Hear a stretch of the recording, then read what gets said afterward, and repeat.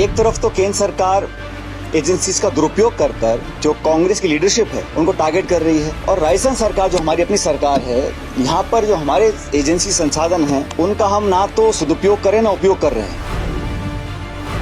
Public को लगना नहीं चाहिए कि हम लोग कहते कुछ है करते कुछ है।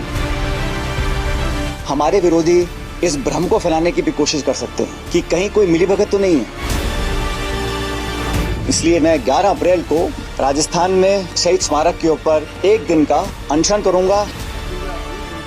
कांग्रेस की खंड खंड वाली सियासत का ये नया चैप्टर है। राजस्थान उन गिने चुने 3 राज्यों में शुमार है जहां कांग्रेस की सरकार है, लेकिन अब यहां भी बगावत के आसार नजर आ रहे हैं। इसलिए मैं 11 अप्रैल को राजस्थान में शहीद स्मारक के ऊपर एक दिन का अनशन करूंगा, इस बात को दोबारा रखने के लिए कि करप्शन को लेकर हमारी सरकार जो कहती है हम कर दिखाएंगे। अपनी ही सरकार के खिलाफ धरने पर बैठने का ऐलान कर रहे हैं सचिन पायलट। साल के आखिर में राजस्थान में चुनाव होने हैं और अप्रैल के महीने में राजस्थान कांग्रेस में खुलेआम बगावत का ऐलान हो रहा है। अशोक गहलोत से सचिन पायलट की नाराजगी छिपी हुई नहीं है। राहुल गांधी की भारत जोड़ो यात्रा से पहले कांग्रेस आलाकमान ने दोनों गुटों के बीच भारी मशक्कत के बाद सुलह करवाई थी, लेकिन अब लगता है कि सचिन पायलट गुट का धैर्य जवाब दे चुका है। इस बगावत का प्रमाण ये तस्वीर है। सचिन पायलट ने जिस अंदाज में प्रेस कॉन्फ्रेंस में जिन शब्दों का इस्तेमाल किया, गहलोत सरकार पर जैसे आरोप लगाए गए, वो ये बताने के लिए साफ थे कि राजस्थान भी कुछ उसी रास्ते पर चल पड़ा है जिस रास्ते पर चुनाव से ऐन पहले पंजाब कांग्रेस चली थी। तो एक तरफ तो केंद्र सरकार एजेंसीज का दुरुपयोग कर कर जो कांग्रेस की लीडरशिप है उनको टारगेट कर रही है। अब फर्जी केस बनाए जा रहे हैं, चाहे वो नेशनल हेराल्ड का केस है, चाहे वो यंग इंडियंस का केस है, और राजस्थान सरकार जो हमारी अपनी सरकार है, यहाँ पर जो हमारे एजेंसी संसाधन हैं उनका हम ना तो सदुपयोग करें ना उपयोग कर रहे हैं। सीएम अशोक गहलोत को घेरने के लिए सचिन पायलट ने जो मुद्दा चुना वो बेहद संगीन है। मुद्दा है भ्रष्टाचार, और आरोप है कि गहलोत के नेतृत्व वाली सरकार करप्शन के खिलाफ वो एक्शन नहीं ले रही है जो लेना चाहिए। तो क्या अब करप्शन के नाम पर सचिन पायलट कांग्रेस का हाथ छोड़ने के मूड में हैं? क्या पायलट ये जताना चाहते हैं कि गहलोत करप्शन के खिलाफ एक्शन लेने में नाकाम रहे हैं? करप्शन पर एक्शन को लेकर गहलोत को घेरने के लिए पायलट ने सिर्फ जुबानी हमले नहीं किए, अपनी प्रेस कॉन्फ्रेंस में बाकायदा गहलोत के पुराने वीडियोस क्लिप्स दिखाए। जिस प्रकार लूट मची सरकार ने उन्हें रिकॉर्ड बनाया, ये बीजेपी सरकार पहली सरकार है जिसने जनता को लूटना स्वीकार करवाया। जैसे कोई नेता अपने विपक्षी पर वार करने के लिए उसके पुराने बयानों की याद दिलाता है, कुछ इसी अंदाज में सचिन पायलट ने अशोक गहलोत को याद दिलाया कि कैसे उन्होंने चुनाव में वसुंधरा सरकार पर करप्शन के आरोप लगाए थे, लेकिन जब सरकार बनी तो कार्रवाई करने से चूक गए। करप्शन को लेकर गहलोत साहब ने जो बातें बोली हैं, इससे कहीं ज़्यादा मैंने भी बोली थी और हमने मिलकर बोली थी, और मैं समझता हूँ समय आ गया कि इस पर हम अपनी स्थिति स्पष्ट करें। जैसे मैंने पहले कहा, हमारे विरोधी कई बार आरोप लगा सकते हैं कि क्या कोई मिलीभगत है या क्या मसला है कि हम बार बार सरकार बनाने के बावजूद भी, क्योंकि करप्शन ऐसा इशू है जो पब्लिक को छूता है। दरअसल अशोक गहलोत के साथ पायलट की नाराजगी पुरानी है। 2022 में पहली बार पायलट ने अशोक गहलोत के खिलाफ खुली बगावत की थी। तब सचिन पायलट के नेतृत्व में राजस्थान के 24 कांग्रेस के विधायक हरियाणा पहुंच गए थे। पायलट पर बीजेपी के साथ मिलकर सरकार गिराने का आरोप लगा था।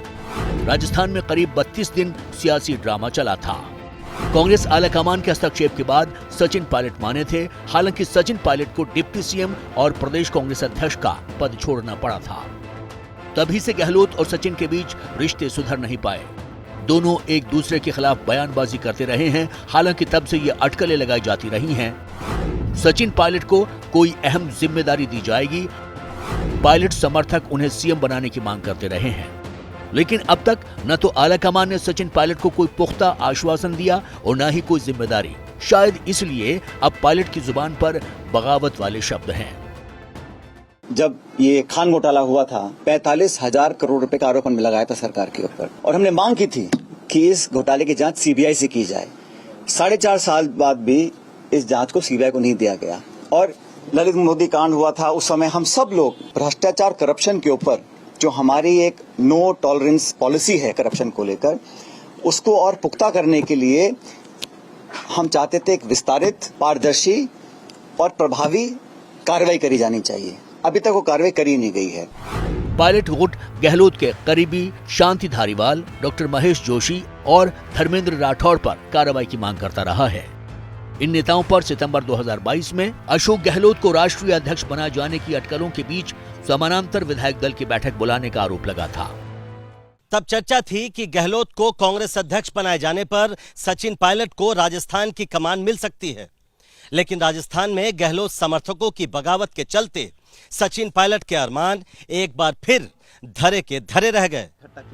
हालांकि अब सचिन पायलट ने जिस अंदाज में प्रेस कॉन्फ्रेंस की है उससे कांग्रेस में हलचल है।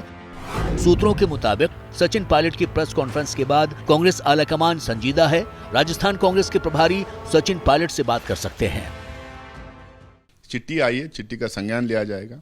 एआईसीसी के इंचार्ज जो स्टेट के हैं सुखविंदर जी, वो उनके दोनों के टच में हैं, सचिन पायलट जी के और मुख्यमंत्री के टच में भी हैं, और वो देख रहे हैं कि क्या इसमें है और कैसा इसको डील किया जाए। कोई दो गुट टाइप ऐसा मामला है, आपस में बात हो जाएगी। लेकिन कांग्रेस में बगावत की यह आग सिर्फ राजस्थान तक नहीं है। कर्नाटक, जहां मई में चुनाव है, जहां कांग्रेस को सत्ता में वापसी की उम्मीद है और जहां कोलार से राहुल गांधी कांग्रेस के चुनाव प्रचार अभियान की शुरुआत करने वाले थे, वहां भी राहुल गांधी की रैली टल गई थी। कोलार में ही राहुल गांधी ने 2019 में मोदी सरनेम वाला विवादित बयान दिया था। इसी विवादित बयान के चलते राहुल गांधी की सदस्यता गई थी और अब राहुल गांधी की पहली कर्नाटक रैली भी इसी कोलार में होनी थी, लेकिन आपसी गुटबाजी की भेंट चढ़ गई ये रैली। दरअसल 9 अप्रैल यानी आज कोलार में राहुल की रैली थी। आज ही के दिन पीएम मोदी भी कर्नाटक में थे। पीएम मोदी तो कर्नाटक पहुंचे, लेकिन राहुल की रैली टल गई क्योंकि कोलार विधानसभा सीट को लेकर कांग्रेस में पेच फंस गया। पूर्व सीएम सिद्धरमैया अपनी वरुणा सीट के अलावा कोलार से भी चुनाव लड़ना चाहते हैं, लेकिन प्रदेश कांग्रेस अध्यक्ष डीके शिव कुमार इसका विरोध कर रहे हैं। अब दोनों नेताओं ने कोलार सीट का फैसला पार्टी आला कमान पर छोड़ दिया है। इस आपसी तनातनी के कारण ही राहुल गांधी की कोलार रैली टल गई है। जिस सूबे में अगले महीने वोटिंग होनी है, वहां कांग्रेस के दो दिग्गज एक सीट को लेकर उलझे हुए हैं। दूसरी तरफ बीजेपी है, जहां बीजेपी के सारे बड़े नेता एक सुर में एक मंच पर हैं और उसका नेतृत्व खुद कर रहे हैं नरेंद्र मोदी। ये पीएम मोदी के नेतृत्व का कमाल है कि आज कश्मीर से कन्याकुमारी तक बीजेपी का ध्वज लहरा रहा है। बीजेपी आज उस नॉर्थ ईस्ट में भी मजबूती से मौजूद है जहां कभी कांग्रेस का एक छत्र राज था। देखिए, पूर्वी भारत में कभी कोई कल्पना भी नहीं करता था कि कभी भारतीय जनता पार्टी उधर जाएगी, क्योंकि भारतीय जनता पार्टी का जो लहजा था, जो मुहावरा था, जिस तरह की भाषा का ये लोग इस्तेमाल करते थे, वो पूर्वी भारत के मुताबिक नहीं थी। पूर्वी भारत में कई प्रांतों में गौ मांस भी खाया जाता है। भारतीय जनता पार्टी का तो मुख्य एक विचारधात्मक मुद्दा ही था गौ हत्या के खिलाफ। लेकिन इसके बावजूद भी फिर वहाँ पे दो ऐसे राज्य हैं जहाँ पर ईसाइयों का बहुमत है। इसके बावजूद भी भारतीय जनता पार्टी ने पूर्वी भारत में भी अपना प्रसार करने में कामयाबी हासिल की। जो कल्पना से परे था, वो पीएम मोदी के नेतृत्व में बीजेपी कर रही है। कल्पना से परे वाली इस कामयाबी को आंकड़े और बेहतर तरीके से बयान करते हैं। 2014 में अब नरेंद्र मोदी देश के प्रधानमंत्री बने।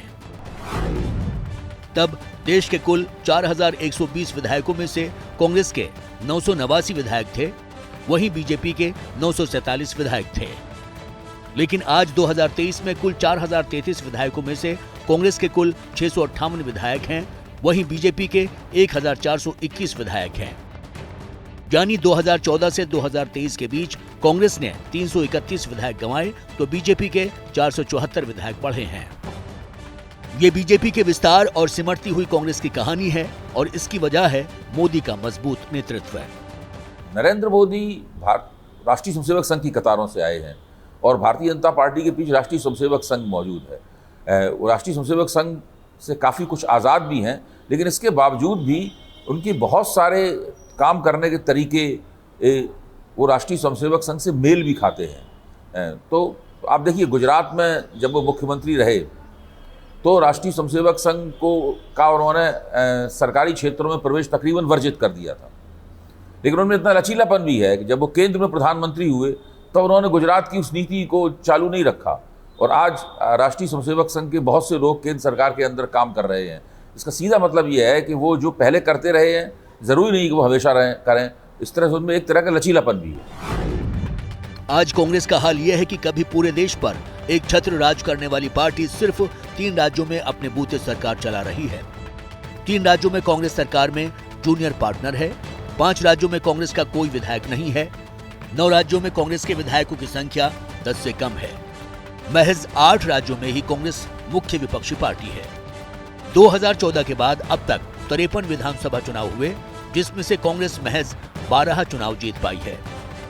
कांग्रेस का ये हाल 2014 के बाद और तेजी से हुआ है। इस दौरान नेतृत्व राहुल गांधी के पास रहा है, इसलिए सवाल भी राहुल पर उठते रहे हैं। 60 के दशक से ही कांग्रेस से एक एक करके विभिन्न समुदाय निकलते जा रहे हैं। 60 के दशक में सबसे पहले पिछड़े समुदाय कांग्रेस से अलग हुए, फिर 70 के दशक के दौरान जो इमरजेंसी लगी, उस दौरान जो कुछ घटनाएं हुई, उसके कारण मुसलमानों ने कांग्रेस को नमस्ते कर दिया।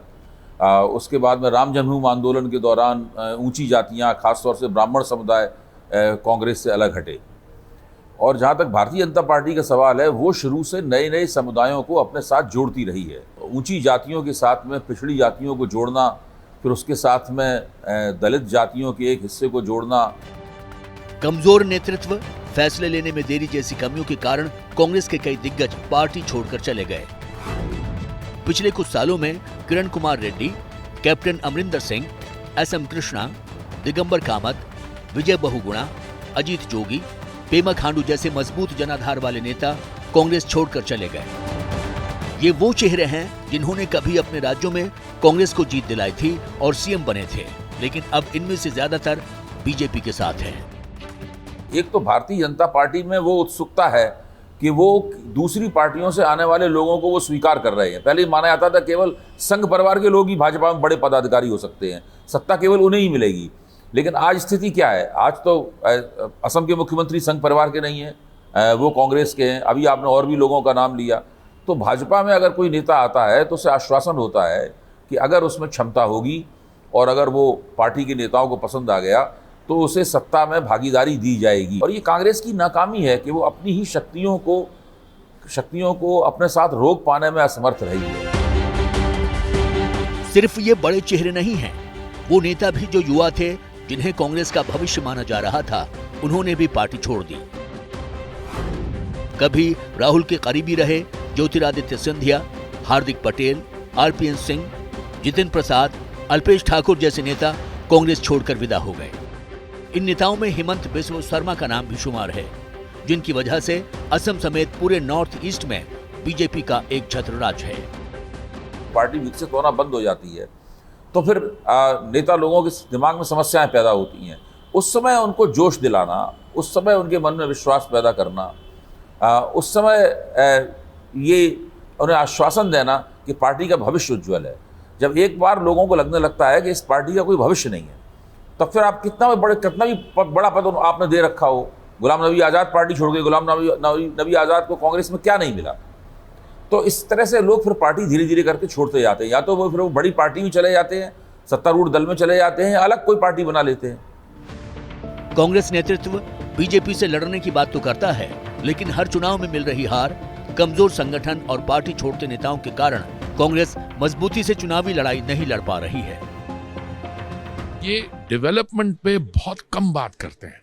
ये कोशिश क्या करते हैं, शूट एंड स्कूट, जैसे आम आदमी पार्टी वाली राजनीति है। सबसे ज्यादा माननीय प्रधानमंत्री जी की जो योजनाएं हैं कि लोकप्रियता और उनका जो विजन है और जो उन्होंने करके दिखाया है 9 साल की राजनीति में, दैट इज इम्पोर्टेंट। हाल के दिनों में अनिल एंटनी और गुलाम नबी आजाद जैसे नेता कांग्रेस से दूर हो गए। इसलिए फिलहाल कांग्रेस के सामने चुनौती कर्नाटक और राजस्थान में अपने कुनबे को एकजुट करने की है। अगर कांग्रेस ऐसा करने में नाकाम रहती है तो फिर कांग्रेस का कुनबा और सिकुड़ जाएगा, ये तय है।